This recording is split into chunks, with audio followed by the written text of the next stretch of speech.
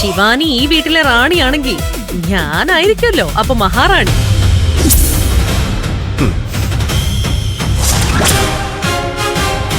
അതെ, അത് അങ്ങനെ തന്നെയാണല്ലോ ആവേണ്ടത്. നിധി ഈ വീട്ടിലുള്ളപ്പോ നിധി റാണിയും ഏട്ടത്തി മഹാറാണിയും ആയിരുന്നല്ലോ. ഇപ്പൊ അവരില്ലല്ലോ. ശിവാനി റാണിയും ഞാൻ മഹാറാണിയും. അത് തന്നെയാണ് അതിന്റെ ശരി.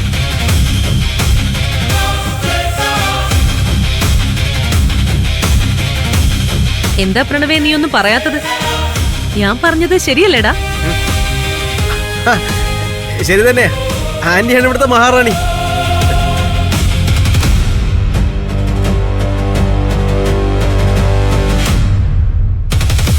ഈ വീടും സ്വത്തുക്കളും ബിസിനസ്സും എല്ലാം നിന്റെ പേരിലായി കിട്ടാൻ ഞാനാണല്ലോ മുൻകൈ എടുത്ത് ഇറങ്ങിയത്. അപ്പൊ പിന്നെ ഞാൻ തന്നെ ആയിരിക്കണമല്ലോ മഹാറാണി സ്ഥാനത്ത് എത്തേണ്ടത്. നോക്ക് ആന്റി, ആന്റി വിചാരിച്ചിട്ടൊന്നും അല്ല സ്വത്തുക്കൾ പ്രണവിന് കിട്ടിയത്. അത് ആന്റിക്ക് നന്നായിട്ട് അറിയാം. പിന്നെ ആന്റി പറയുന്ന വെച്ച് നോക്കുകയാണെങ്കിൽ പ്രണവിന് ഈ സ്വത്തുക്കൾ മുഴുവൻ നേടിയെടുക്കാൻ വേണ്ടി പകലില്ലാതെ ഓടി നടന്നത് CK സെങ്ങളും ജ്യോതി ആന്റിയോ. ഗൗതവുമായിട്ട് പല വട്ടം അവർക്ക് വഴക്കിടേണ്ടി വന്നു. ഗൗതം CK സെങ്ങളിനെ പിടിച്ചുകൊണ്ടുപോയി കെട്ടിയിട്ട് തല്ലി. അങ്കിളിന് ജയിലിൽ പോവേണ്ടി വന്നു. ഇത്രയൊക്കെ അനുഭവിച്ച അങ്കിളിനും ആന്റിക്കും ഇല്ലാത്ത സ്ഥാനമൊന്നും ഇവിടെ ഒരാൾക്കും അവകാശപ്പെടാൻ പറ്റില്ല. അതിന്റെ ആവശ്യവും ഇല്ല. സ്വതസിദ്ധമായ വിഡ്ഢിത്തം ആവർത്തിക്കില്ലേ ശിവാനി? ഇനിയെങ്കിലും ബുദ്ധിപൂർവ്വം ചിന്തിക്കാനും കാര്യങ്ങളും മനസ്സിലാക്കാനും ശ്രമിക്കാം. ഒരു യുദ്ധം വിജയിച്ചാൽ ആ വിജയം മുൻനിരയിൽ നിന്ന് പോരാടുന്ന സാധാരണ പടയാളികൾക്ക് അവകാശപ്പെട്ടതല്ല. യുദ്ധതന്ത്രം മെനഞ്ഞവരുടേതായിരിക്കും അത്. എടാ പ്രണവേ, CK യുദ്ധത്തിനിറങ്ങിയെന്നത് നേര്. പക്ഷേ അതിനു വേണ്ട പശ്ചാത്തലം ഒരുക്കി കൊടുത്തതാരാ? ഗൗതമിന്റെയും നിധിയുടെയും ഓരോ നീക്കങ്ങളും അപ്പ ചോർത്തി കൊടുത്തതാരാ? തന്ത്രങ്ങൾ മെനഞ്ഞതാരാ? എല്ലാം ഈ ഞാനല്ലേ? നിങ്ങൾ നേടിയെടുത്തു എന്ന് പറയുന്ന ഈ വിജയത്തിന്റെ അവകാശി സത്യത്തിൽ ഞാനാ. എന്തിന്? നിങ്ങൾ ഈ പറയുന്ന CK പോലും ഒരു പ്രതിസന്ധി ഉണ്ടായാൽ അതിന് പരിഹാരം തേടി അവര് വിളിക്കുന്നത് പോലും എന്നെ ആയിരുന്നില്ലേ? ഓ, അതൊന്നും പറയാതിരിക്കുന്നത് നല്ലത്. നേരത്തെ ആന്റി പറഞ്ഞ ബുദ്ധിയുണ്ടല്ലോ, ആ സാമാന്യ ബുദ്ധി ഞങ്ങൾക്കും ഉണ്ട്. ചിലതൊക്കെ മനസ്സിലായിട്ടും ഉണ്ട്.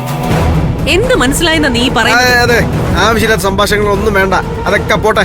റാണി മഹാറാണിയൊക്കെ നമുക്ക് പിന്നീട് തീരുമാനിക്കാം. പിന്നെ ആന്റി, വൈകുന്നേരത്തേക്ക് ഞാനൊരു ഫംഗ്ഷൻ അറേഞ്ച് ചെയ്തിട്ടുണ്ട്. ആന്റി ഉണ്ടാവണം. ഞാൻ അങ്ങോട്ട് പോയിക്കൊള്ളരുത്. ശിവാനി, നീ ആ ഫുഡൊക്കെ ഒന്ന് സെറ്റ് കേട്ടോ. നിങ്ങളുടെ മനസ്സിലിരിപ്പ് എനിക്ക് നന്നായിട്ട് അറിയാം. പഴയതുപോലെ ഈശ്വരമംഗലത്തിനെ അങ്ങ് അടക്കി ഭരിച്ചു കളയാന്ന് എന്തെങ്കിലും ചിന്തയുണ്ടെങ്കിൽ അത് നടക്കാൻ പോകുന്നില്ല വസന്തരെ.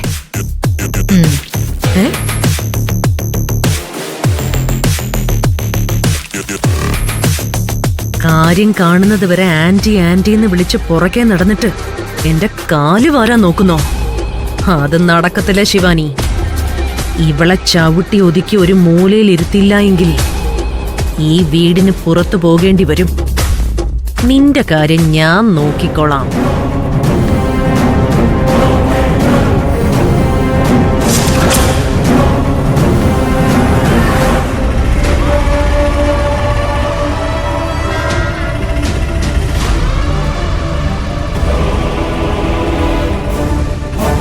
എത്ര ചേട്ടാ? 150 മതി.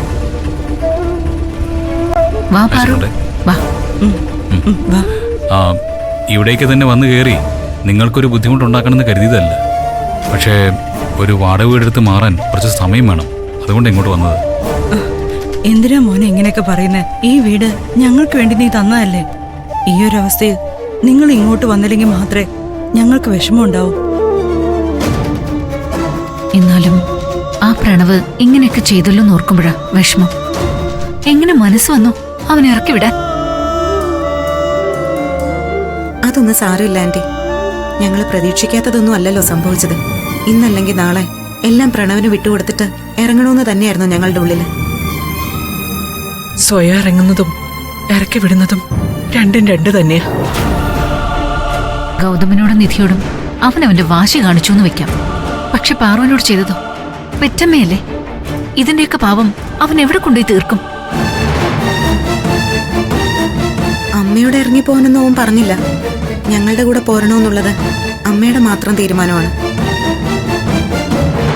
പിന്നല്ലാതെ ഞാൻ എന്താ വേണ്ടത്? നിങ്ങളില്ലാത്ത വീട്ടിൽ അവന്റെ ആട്ടും തുപ്പും കൊണ്ട് ഞാൻ അവിടെ കിടക്കണോ? ഏത് നരകത്തിലായാലും എനിക്ക് നിങ്ങളുടെ കൂടെ ജീവിച്ചാ മതി. ഇപ്പോ നിങ്ങളുടെ മുമ്പിൽ നിൽക്കുന്ന ഈ ഗൗതം ഈശ്വരം മംഗലം ഗ്രൂപ്പ് ഓഫ് കമ്പനീസിന്റെ ചെയർമാൻ അല്ല. ബാങ്ക് ബാലൻസ് ഇല്ല, വണ്ടികളില്ല. എന്തിന് ഈ നിമിഷം ഒരാവത്ത് വന്നാൽ എടുത്ത് ചെലവാക്കാനുള്ള പണം പോലും കയ്യിലില്ല. ദാരിദ്ര്യത്തിന്റെ നടുവിലേക്കാണ് ഞാൻ ഇവിടെ ഇങ്ങോട്ട് ഇറങ്ങി വന്നിരിക്കുന്നത്. ഇത് എവിടെ എത്തി നിൽക്കുമെന്ന് എനിക്കൊരു ധാരണയില്ല. ഗൗതം ഒന്ന് ആലോചിച്ച് നോക്കേ. ഇതിനു മുൻപൊരിക്കൽ നമ്മൾ ഈശ്വരമംഗലം വീട് വിട്ട് ഇറങ്ങിയിരുന്നു.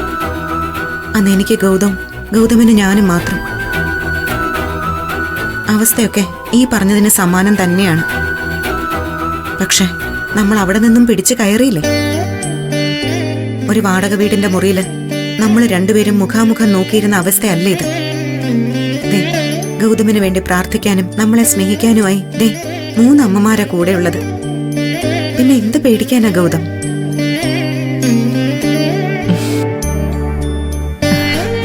നമ്മൾ ഒന്നേന്ന് തുടങ്ങും, കഷ്ടപ്പെടും, അധ്വാനിക്കും. പക്ഷെ തോറ്റു കൊടുക്കില്ല, അല്ലേ അമ്മമാരെ?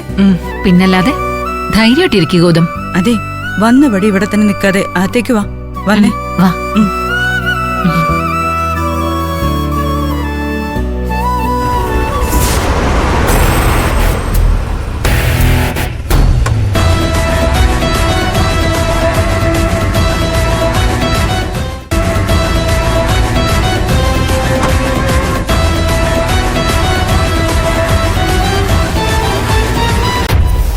ചേച്ചി ഓട്ടോക്കൂലി തന്നെ പോയായിരുന്നു.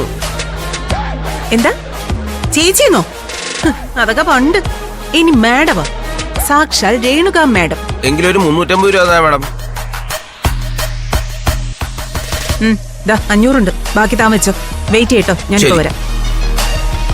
ഇങ്ങ് വന്നേ. ആ ഓട്ടോ ഇരിക്കുന്ന ബാഗ് എടുത്ത് താഴോട്ട് വാ. ആരാ അത് ശരി, തനിക്കെന്നെ അറിയില്ലല്ലേ? ഇതിപ്പോ എന്റെ മോളുടെ വീടാ, ശിവാനിയുടെ വീട്. ഞാൻ അവളുടെ അമ്മ രേണുക മാഡം. ബാഗ് എടുത്ത് താഴേക്ക് വാ.